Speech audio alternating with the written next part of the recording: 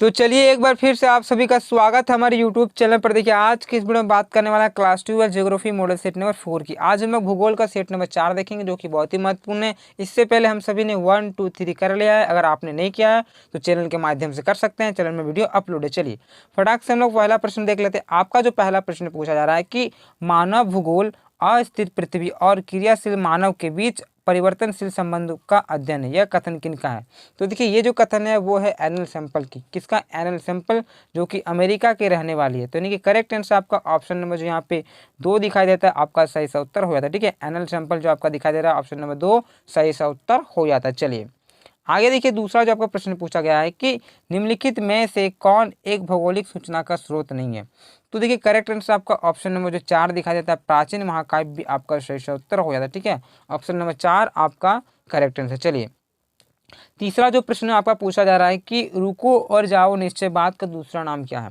तो देखिए रुको और जाओ निश्चयवाद का दूसरा जो नाम है वो आपका नव निश्चयवाद, यानी कि करेक्ट आंसर आपका ऑप्शन नंबर जो ए दिखाई देता है आपका सही सा उत्तर हो जाता है। चलिए देखिए चौथा प्रश्न की बात कर ले तो चौथा जो आपका प्रश्न पूछा गया है कि निम्नलिखित में से जनसंख्या के दृष्टि से विश्व का सबसे बड़ा देश कौन सा है। अगर हम लोग जनसंख्या के दृष्टिकोण से बात कर सकते हैं तो सबसे बड़ा जो है वो आपका चीन है। ठीक है, तो करेक्ट आंसर आपका ऑप्शन नंबर जो 2 दिखाई दे रहा है आपका चीन आपका सही सा उत्तर हो जाता है। ठीक है, अगर दूसरा नंबर पूछा जाए तो दूसरा में आपका भारत आ जाएगा। चलिए आगे देखिए पांचवा जो आपको प्रश्न पूछा गया है कि विश्व की लगभग 60% जनसंख्या ठीक है किस महाद्वीप में निवास करती है। तो देखिए 60% जो जनसंख्या है हमारे एशिया महाद्वीप में निवास करता है। तो करेक्ट आंसर आपका ऑप्शन नंबर जो ए दिखाई देता है आपका सही सा उत्तर हो जाता है। चलिए फटाफट हम लोग बात कर लेते हैं प्रश्नों की। देखिए आगे छठा क्या प्रश्न पूछा गया कि विश्व की 90% जनसंख्या कितने प्रतिशत ठीक है स्थल भाग पर निवास करती है।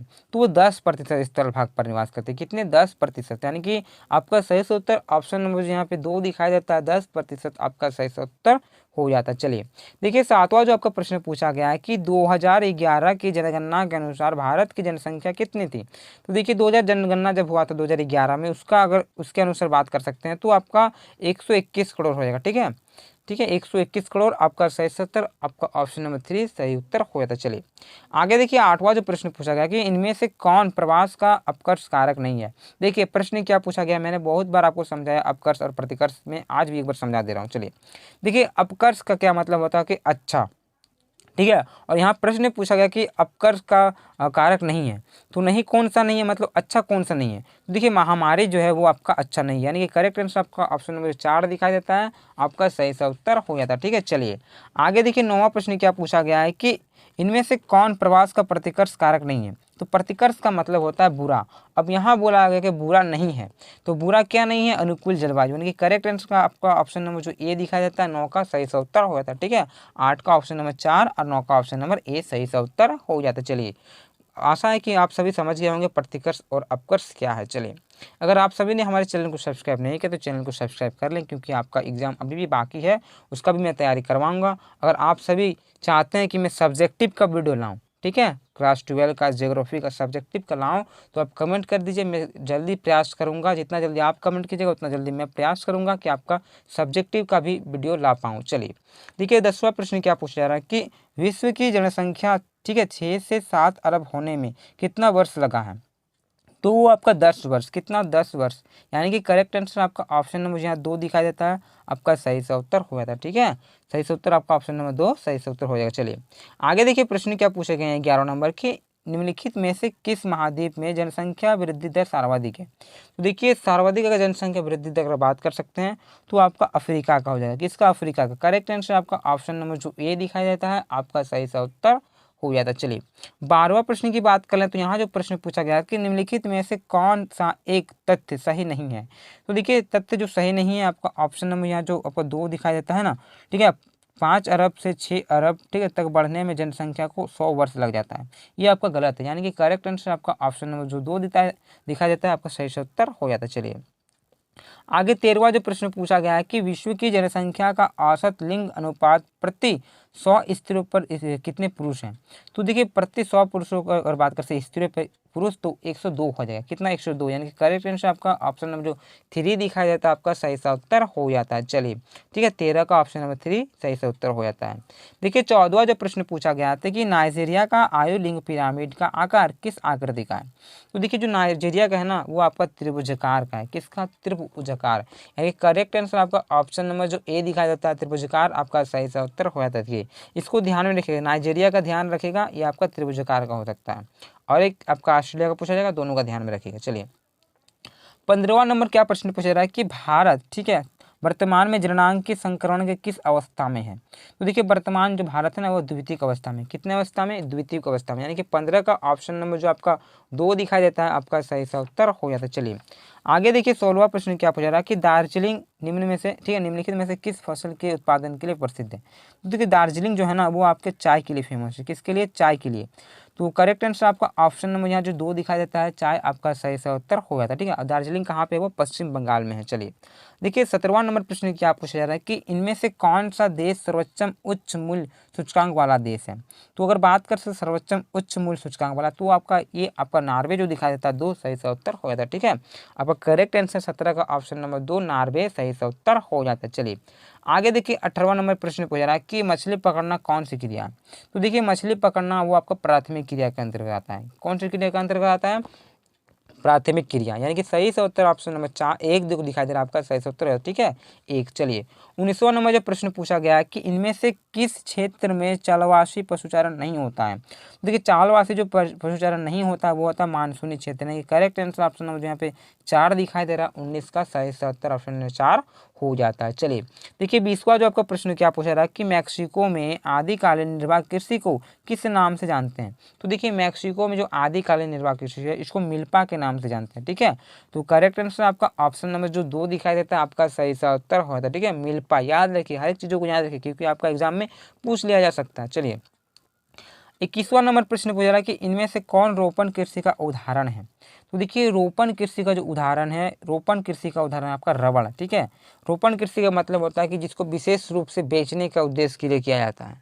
ठीक है, तो देखिए रबड़ जो आपका सही सा उत्तर ऑप्शन नंबर 4 दिखाई देता है आपका सही सा उत्तर हो जाता है। ठीक है, चलिए रोपण का मतलब वो रोपण नहीं, रोपण का मतलब आप लोग सोचेगा कि चावल भी तो रोपा जाता है, गेहूँ भी तो रोपा जाता है, लेकिन वो नहीं। रोपण का मतलब यहाँ होता है किसी विशेष स्थल पर किसी विशेष चीज़ को बेचने के लिए, ठीक है, पैसा के लिए करते हैं, इसे हम लोग कहते हैं रोपण कृषि। तो करेक्ट आंसर आपका ऑप्शन नंबर 4 हो जाएगा। चलिए ध्यान में रखिएगा। आगे देखिए 22वां प्रश्न पूछा गया है कि विस्तृत वाणिज्य अनाज कृषि का मुख्य फसल निम्नलिखित में से कौन सा है? तो देखिए विस्तृत वाणिज्य अनाज कृषि अगर बात कर सकते हो तो जो राइट आंसर आपका ये जो दिखाई दे रहा है गेहूँ आपका सही सा उत्तर हो जाता है। ठीक है, ऑप्शन नंबर 1 गेहूँ आपका सही सा उत्तर हो जाता है। चलिए आगे देखिए 23वां नंबर प्रश्न पूछ रहा है कि उत्तरी अमेरिका में विस्तृत वाणिज्य अनाज कृषि क्षेत्र को किस नाम से जाना जाता है?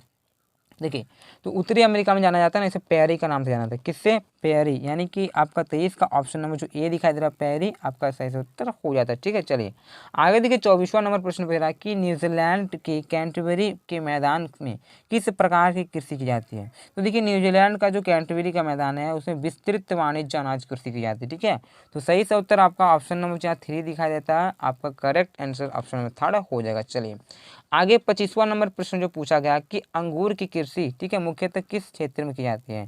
तो देखिए अंगूर की जो कृषि है ना वो आपका भूमध्य सागर क्षेत्र में की जाती है। ये प्रश्न आप लोग ध्यान में रखिएगा, ये प्रश्न में मतलब एग्जाम में पूछे जा सकते हैं, तो बहुत ही महत्वपूर्ण प्रश्न, ये प्रश्न आप ध्यान में रखिए। चलिए ठीक है, चलिए भूमध्य सागरीय क्षेत्र याद रखिएगा। आगे देखिए 26वां प्रश्न पूछ रहा है कि रसदार फलों की उत्पादन किस कृषि के मुख्य विशेषता है? तो देखिए रसदार जो फल है ना वो आपका भूमध्य सागरीय देखिए आया ना, तो करेक्ट आंसर आपका ऑप्शन नंबर जो 4 दिखाया जाता है भूमध्य सागर कृषि आपका सही सा उत्तर हो जाता है रसदार फलों के उत्पादन के लिए। चलिए आगे 27वां नंबर प्रश्न जो पूछा गया है कि सहकारी कृषि सबसे अधिक सफल किस महाद्वीप में हुई है? तो देखिए ये जो हुई ना आपका यूरोप में। कहाँ पे? यूरोप में, यानी कि आपका 27 का ऑप्शन नंबर जो 2 दिखाया जाता है आपका सही सा उत्तर हो जाता है। चलिए अब बात कर लेते हैं 28वां नंबर प्रश्न की। यहाँ पे जो प्रश्न पूछा रहा है कि किस प्रकार की अर्थव्यवस्था वाले देश ठीक है प्रसंस्करण एवं शोधन कार्य में पिछड़ रहे हैं? तो देखिए ऐसे देश जो पिछड़ रहे हैं ना वो आपका जो विकसित नहीं हुए हैं, यानी कि अविकसित देश है, यानी कि सही से उत्तर ऑप्शन नंबर ए। ये बोल रहे 2 आपका सही से उत्तर होता है, ठीक है, इसमें ध्यान मत दीजिए। आपका सही से उत्तर ऑप्शन नंबर 2 हो जाता है। यहाँ पे देखिए प्रश्न क्या पूछा रहा है कि अर्थव्यवस्था में प्रश्न और शोधन कार्य में पिछड़ रहे हैं, तो जो विकसित हो गए वो तो पिछड़ेंगे नहीं, और जो विकासशील है वो भी नहीं, ठीक है, और जो अविकसित यानी कि जो अभी तक डेवलप हुआ ही नहीं वही ना पिछड़ेगा, यानी कि करेक्ट आंसर आपका ऑप्शन नंबर जो यहाँ पे 2 दिखाई देता है आपका सही सा उत्तर हो जाता है, ठीक है। चलिए तो चलिए बात कर लेते हैं अब 29वां नंबर प्रश्न की। यहाँ पे जो प्रश्न पूछा जा रहा है कि निम्नलिखित में से किस कृषि प्रकार का विकास यूरोप उपनिवेशवाद समूह द्वारा किया गया। देखिए ये जो किया गया आपका रोपण कृषि, यानी कि सही से उत्तर ऑप्शन नंबर जो 4 दिखाई देता है रोपण कृषि, 29 का 4 सही से उत्तर हो जाता है। चलिए 30वां नंबर प्रश्न पूछा जा रहा है कि निम्नलिखित किस प्रदेश में विस्तृत वाणिज्य अनाज कृषि नहीं की जाती है। तो देखिए विस्तृत अनाज जो कृषि नहीं की जाती है वो अगर बात कर सकते हैं तो आपका सही से उत्तर आपका ऑप्शन नंबर 4 दिखाई दे रहा है ब्राज़ील के अमेजन बेसिन आपका सही सा उत्तर हो जाता है, ठीक है। ऑप्शन नंबर जो 4 दिखाई दे रहा है ब्राज़ील के अमेजन बेसिन आपका सही सा उत्तर 30 का हो जाता है। चलिए आगे 31वां नंबर जब प्रश्न पूछा रहा है कि निम्नलिखित कृषि प्रकारों में से कौन सा प्रकार कर्तन दहन कृषि का प्रकार है। तो देखिए कर्तन दहन का कृषि का जो प्रकार है वो आदिकालीन निर्वाह कृषि, यानी कि सही उत्तर आपका ऑप्शन नंबर यहाँ 2 दिखाई देता है आपका सही सा उत्तर हो जाता है, ठीक है। 31 का ऑप्शन नंबर 2।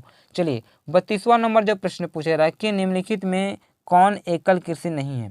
तो देखिए एकल जो कृषि नहीं है ना वो आपको मिश्रित कृषि, जो मिश्रित यानी कि मिक्सिंग है, यानी कि सही से उत्तर आपका ऑप्शन नंबर 2 हो जाता है। चलिए आगे 33वां नंबर प्रश्न पूछा रहा है कि निम्नलिखित में से, ठीक है, में कौन खनिज आधारित उद्योग है। तो देखिए खनिज आधारित उद्योग जो है ना वो आपका लौह इस्पात उद्योग है, यानी कि जो खनिज पर डिपेंड करता है, यानी कि लौह इस्पात उद्योग। करेक्ट आंसर आपका ऑप्शन नंबर ए सही से उत्तर हो जाता है। चलिए आगे 34वां नंबर प्रश्न पूछा गया कि निम्नलिखित में से कौन उद्योग मुख्यतः श्रम आधारित उद्योग है। वो आपका हो जाएगा कुटीर उद्योग, ठीक है, श्रम पर आधारित उद्योग है ना, श्रम यानी कि मेहनत पर, तो आपका कुटीर उद्योग हो जाएगा जो कि घर में करते हैं, ठीक है। इस प्रकार आपका ऑप्शन नंबर 3 कुटीर उद्योग सही से उत्तर हो जाता है। चलिए आगे 35वां नंबर प्रश्न पूछ रहा है कि इनमें से कौन उद्योग, ठीक है, कौन सा उद्योग कृषि आधारित उद्योग यानी कृषि पर आधारित है। तो आपका 35 का ऑप्शन नंबर यहाँ पे 2 दिखाई दे रहा है सूती वस्त्र उद्योग आपका सही से उत्तर हो जाता है, ठीक है। सूती वस्त्र उद्योग आपका सही से उत्तर हो जाता है। चलिए मैं एक बार फिर बताने का प्रयास कर रहा हूँ 31 से, ठीक है। यहाँ के क्या बताया गया, यहाँ पे 33 से बताना चाह रहा हूँ। खनिज आधारित उद्योग आपका जो लौह इस्पात उद्योग। अगर बात किया सकता है श्रम आधारित उद्योग तो कुटीर उद्योग हो जाएगा। अगर बात कर सकते हैं हम लोग कृषि आधारित उद्योग तो सूती उद्योग, ठीक है, सूती वस्त्र उद्योग। इस प्रकार से ये आपका उत्तर हुआ था। देखिए आप सभी ने अगर हमारे टेलीग्राम चैनल को ज्वाइन नहीं किया है तो टेलीग्राम चैनल भी ज्वाइन कर लें, मैं वहाँ लिंक डाल दूंगा डिस्क्रिप्शन में, वहाँ से आप ज्वाइन हो सकते हैं, ठीक है। चलिए आगे बात कर लेते हैं 36वां नंबर प्रश्न की। यहाँ पे जो प्रश्न पूछा रहा है कि इनमें से कौन वन आधारित उद्योग है। तो देखिए वन जो आधारित उद्योग है वो आपका कागज उद्योग। कौन सा उद्योग, कागज उद्योग, यानी कि सही से उत्तर आपका ऑप्शन नंबर जो ए दिखाई देता है आपका सही से उत्तर हो जाता है। चलिए आगे देखिए 37वां नंबर जो प्रश्न पूछा गया है कि इनमें से कौन पशु आधारित उद्योग है। तो देखिए पशु आधारित जो उद्योग है वो चमड़ा उद्योग, क्योंकि पशु के चमड़ा वगैरह से जो बनते हैं मतलब बनता है ना, तो आपका सही से उत्तर आपका ऑप्शन नंबर ए हो जाता है। चलिए आगे 38वां नंबर प्रश्न पूछ रहा है कि नगरीय क्षेत्रों को परिभाषित करने के लिए संयुक्त राज्य अमेरिका, ठीक है, यानी कि यूएसए के न्यूनतम कितनी जनसंख्या के आधार बनाया है। तो वो 5000, यानी कि सही से उत्तर आपका ऑप्शन नंबर जो ए दिखाया जाता है आपका सही से उत्तर हो जाता है। चलिए आगे 2 प्रश्न है इसे भी देख लेंगे, उसके बाद हम लोग नेक्स्ट वीडियो में लोग सेट 5 में मिलेंगे। तब तक के लिए मैं दिखा दे रहा हूँ कि मेरे 5 सेट 5 भी है, अगर कमेंट कीजिएगा तो इसे भी लाने का प्रयास करूँगा जल्दी जल्दी। चलिए 2 प्रश्न देख लेते क्या पूछा जा रहा है कि इनमें से कौन व्यापारिक नगर का उदाहरण है। तो व्यापारिक नगर का जो उदाहरण है वो ये 4 ऑप्शन में से मुंबई आपका सही से उत्तर ऑप्शन नंबर ए हो जाता है। चलिए आज का अंतिमवा प्रश्न और 40वां प्रश्न देख लेते क्या प्रश्न है कि इनमें से कौन, ठीक है, इनमें से किस प्रकार की बस्तियां सड़क, नदी या नहर के किनारे होती हैं। तो वो जो होती है ना आपका रेखीय, ठीक है। तो सही से उत्तर आपका ऑप्शन नंबर जो 3 दिखाई देता है आपका करेक्ट आंसर 40 का 3 हो जाता है। इसी प्रकार आपका जो मॉडल सेट नंबर 4 वो समाप्त होता है। फिर हम लोग अगर कमेंट कीजिएगा तो सेट 5 लेंगे। अगर आप कमेंट करते हैं कि मुझे आपका सब्जेक्टिव का चाहिए तो फटाफट कमेंट कीजिए, मैं सब्जेक्टिव का भी लाने का प्रयास करूँगा। मैं सिर्फ कमेंट का वेट कर रहा हूँ, आप कमेंट कीजिएगा तो मैं सब्जेक्टिव बनाऊंगा, क्योंकि मैं इतिहास में बनाया था, अच्छा खासा व्यू भी गया था और आपका क्वेश्चन भीड़ भी गया था।